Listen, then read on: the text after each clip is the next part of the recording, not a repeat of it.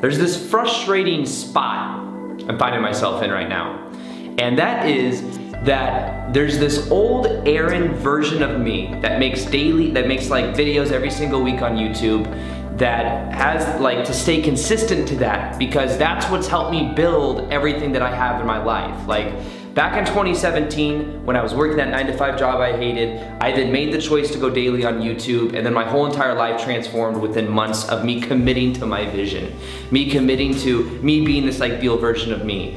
And since then, it's been like 3-4 years now, there's this old part of me where like I'm attached to making YouTube videos, even though I know that this isn't the actual focus of what's going to take me to this like new version of me. So I'm doing something that has brought me safety of making YouTube videos, and especially now, like I used to be really passionate about making YouTube videos. Like I'd be excited to make a video that I thought would add value, and I would study like, you know, different video topics and things I knew that I had my own perspective on, and then I would make videos that I thought you guys would like.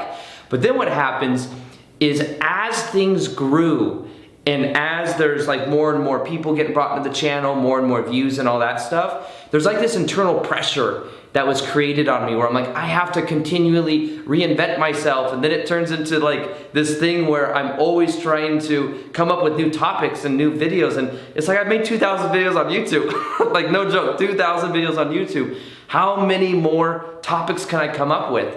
And what I've realized that for myself to move to this new version of me, I have to step out of my own comfort zone in a way.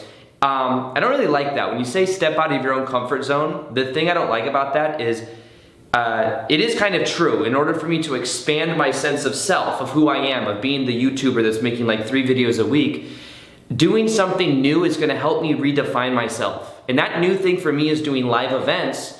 And not only just live events in person, but also virtual live events. Like doing live events here on YouTube. That's something that I know I want to do, is I want to do more live things that push my own comfort zone. But the thing with stepping out of your comfort zone is that by the time that thing is stepping out of the comfort zone, it then eventually becomes natural. So like it used to be out of my comfort zone to make YouTube videos and to put my information out there and to put myself out there where people could criticize me and all that. Now it's just natural for me. It's a part of my identity. So really, stretching my own identity is me doing new things. And one new thing I knew that I need to do is start doing live videos. Live videos both in person and also live videos on YouTube. So if that is something, by the way, you're excited about, go ahead and like this video and subscribe, or I don't know, whatever we do on YouTube. Comment below, let me know. But in general, what I've realized just with my own perception is there's a lot, it's scary to let go of the old. Like, not that I want to stop making videos, but the way that I do it's going to completely change. But I can tell that there's such a momentum there, and that when it's like that, it's just not as authentic. Like now that I'm sharing authentically how I feel, because I literally sat down here earlier, like was coming up with video topics of things to make, and I was like, I feel like I need to make a video because I haven't made a video in like a week. Even though you guys see videos like, you know, Monday, Wednesday, Friday or whatever, it's kind of changed a little bit as I've gone, where I'll make videos in a cluster and I'll go like a week without making videos. I'm like, I need to make one. But why do I need to make one? Like, that's what I'm realizing is I've always done things that I thought I needed to do, and basically also realizing I'm doing a lot of things that bring me safety. But the main message of this video that I want to share with you is to stop doing things for the end result only. Start doing things and make it an end of itself. Back when I was doing well on YouTube and like, you know, things were growing and everything was exponential back in 2017, 2018, it was because I was excited to be on YouTube and I was very in the moment with it. Like I'd get up every day and I'd make 3 videos a day. It was easy. It was a part of my identity. And one of the things I want to share with you is what and who and how do you define yourself? Because how you define yourself is natural. How you define yourself, these things naturally fall in place with that. Like your values naturally reflect that. And the thing that I'm learning for myself is the more I can be present to the moment and enjoy the process along the way, the more benefit gets out of it. And also the better things do. because then I'm able to like really be there, really be present. You know, a lot of times I would focus on, back in the day, I'd go to work selling my 9-to-5 job, selling women's shoes. Many of you know the story if you've been watching my videos. And I'd be focused on making the money. I'd be like, okay, I have a sales commission job where I don't really get paid hourly. And I just need to focus on making, if I sell $5,000 worth of shoes, that's $300, that's good. I need to focus on $5,000, and every customer I helped, it's like, are you gonna help me get closer to my $5,000? Are you gonna help me? You gonna help me? But then what I realized is then it gets into where I'm not really connecting with people. It becomes like this fiendish thing, and instead, you know, I'd go into work and be like, I'm gonna enjoy helping these people. I'm gonna have the intention of adding value to them. How much more pure does that energy feel when it's like, I want to add value, I want to help people, and I want to have fun, I want to enjoy, versus I want to get the thing, the end result that I need. You know, if I make a video and I just want to have fun and I want to express an idea to you, like this one, there's a little bit less structure in this video. Normally, the videos are like, okay, there's gonna be 3 things, you're gonna do X, Y, Z, and then it's gonna go this, and then it's gonna be intro, and then I'm gonna pitch that thing, and then I'm gonna, you see what I mean? That, it doesn't feel as good to you as me just kind of maybe going with the flow and just authentically expressing what I want to already be talking about. So when people focus on the money, okay, you can have an intention, you can have a goal. All right, that's the dopamine. It's something I've been learning a lot about recently. I've been learning a lot about dopamine. I've been studying like the neuroscience behind dopamine. And think of it like this in our reality as well. Dopamine, they say, is the reward molecule. So in our body, we release dopamine. One of the reasons it's so damn hard to stop scrolling on Instagram is because when you scroll, you get the molecule of more. That's kind of what they call that, of dopamine. And then it's like, you just keep doing it. You don't even know why you're doing it. You guys ever done that? You guys ever got on your phone, you scroll, and like 5 minutes later, you're like, what the hell am I doing in here? And then you know, here's the crazy thing, you know that it's not beneficial to be in there, but you still freaking do it. Why? Why do you still do it? You do it because it's just this like natural, it's not natural, maybe it is natural, but it's just dopamine. That's all it is. But here's the thing, we can choose our dopamine. We can choose the things that we put our energy into. When I was making daily videos, I became addicted to making videos. It made me release dopamine. And here's the thing, as I'm releasing dopamine when I'm making videos, you and other people watching the videos are feeling that dopamine because it's like near neurons. So people would watch the videos and say, I feel high watching the videos, and then they binge watch the videos. You like watching people that are already like feeling dopamine because you feel like whatever I feel, that's being reflected into the people watching it as well. And you can feel like your version of that. Well, guess what? When I'm making like the old school style videos where I'm just talking at a camera, kind of like this right now, but I'm having a little more fun right now, so maybe there's a little bit more dopamine in it than normal. You're feeling that. But guess what? When I go live, when I do like my live challenges, like the 21-day magnetic love challenge or the 21-day raise your vibration challenge, and I'm going live each day, I feel like I'm bringing people on, I'm coaching people, it's the newness as well, like anything could happen. Ooh. So, and because of that, I'm feeling more dopamine, and then people watching it feel it. It's like, it's a good thing. So dopamine's not actually bad, it's just that we've been so overly stimulated in our society, and because of that, we're always seeking these end results. But what they found is that if we're always seeking these end results, by the time we get it, there's then a dopamine crash. If we don't, it's almost like if you celebrate too much, it's like, I did this thing, I did this amazing thing. Then what happens is there's the crash after that. But if you see it as natural for you to be successful and you make it a part of the process, that changes everything. So in a way, think of it like this. It's gonna sound kind of esoteric, but it's helped me understand this better because I've been choosing my dopamine more consciously. I've realized that a lot of foods, like when we overeat, when we eat more calories than our body, so that we end up storing, some of it as fat, and we're overeating in a calorie surplus, we release dopamine, and people become addicted to that dopamine, and they just keep doing it. They don't know why. Well, it's because it's dopamine, and dopamine is pretty much telling you more. It's something that it's gonna go somewhere. When I started making videos in 2017, I became addicted in a way to making videos. Maybe it was the validation I got, maybe it was just that I knew that it was like my freedom out of working that 9-to-5 job, and I knew that was my purpose. But that's what became my focus. And then after just YouTube videos, it became business. I became so fascinated with business, and I put all my energy into that. Anything I've ever, they say that people that have ADHD, they naturally have like this intensity to where they go all in, and that's kind of the pattern I've had, where whatever I do, I go all in on it.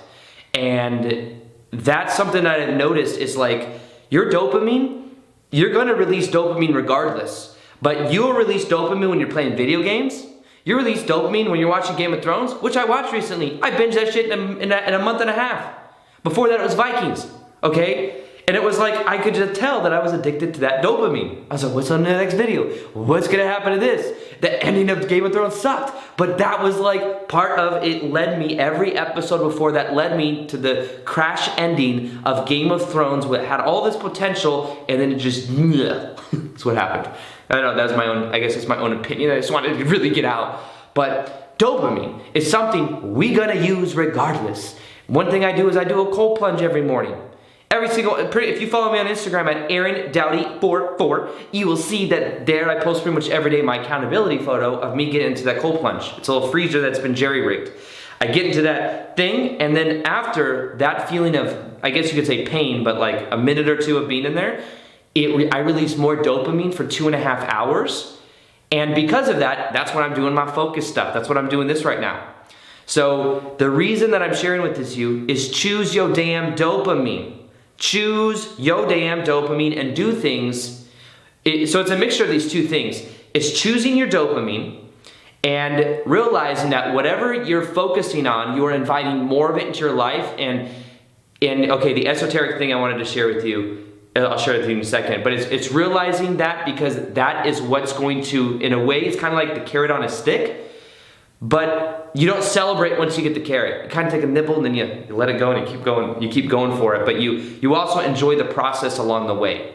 Now, the esoteric thing that I wanted to share with you is that imagine that sometimes there's these macro views of reality I like to look at. Now imagine these are like 3D avatar bodies that we have.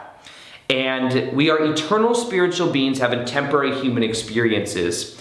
And imagine that dopamine is the molecule we put inside these avatars that would get us, that anytime something would happen that we'd feel that we'd get some type of reward, so that we kept doing it. Now, that could be watching and playing Call of Duty. And that's why some people are addicted to playing Call of Duty. Pornography. Some people are literally addicted to the dopamine rush they get from watching porn and masturbation. They keep doing it because it's the reward. It's like a reward molecule. But the thing is if you're rewarding yourself for things that are toxic, then you're going to keep doing those things. So now that I've done a cold plunge for like a week straight, I feel the reward, the high after I get into an uncomfortable situation right when I wake up in the morning of 38 degrees or whatever it is. But it wakes me up, and then I feel the dopamine for 2.5 hours, so I associate that pleasure with it. And you can modify and put this in the things that you want by making the choice.